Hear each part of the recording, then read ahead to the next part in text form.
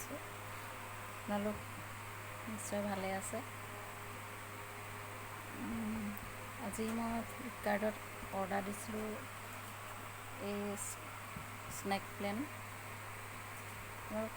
প্ৰায় সকলোৰে ঘৰতে ৰাখিছেই চাগে। আৰু অলপ দিনৰ আগত দিছিলোঁ এইটো বেম্বো প্লেন।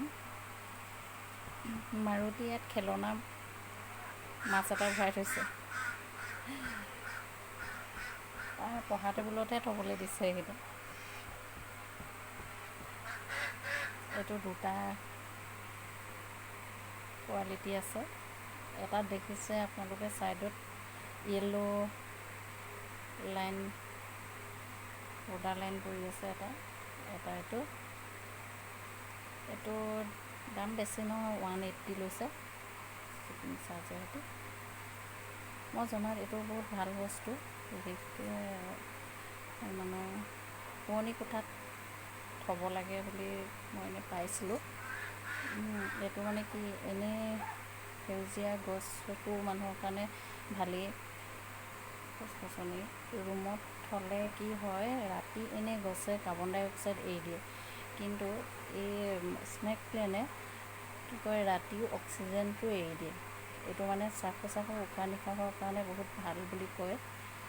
এটা মানে কি কেইবাটাও এনেকৈ ৰুমৰ কৰ্ণাত ধৰক সজাই ৰাখিব পাৰিলে ভাল বুলি জনাব। এইটো বস্তু এটাৰ পৰা এইটোৰ ওপৰত কাটিং কৰি আকৌ নেক্সট বনাব পৰা যাব।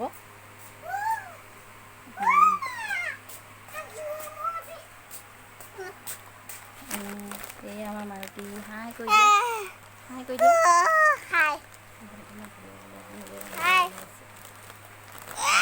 থোৱা এটা ৰাখি থোৱা বস্তু। এইটো মই দহি বাতিবলৈ ৰাখিছোঁ। দহি বাতি আছোঁ, সম্পূৰ্ণ হোৱা নাই।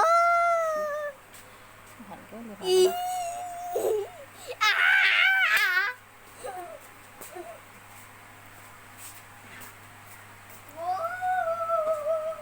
আৰম্ভ কৰিছোঁহে, হোৱা নাই, কৰিব লাগিব।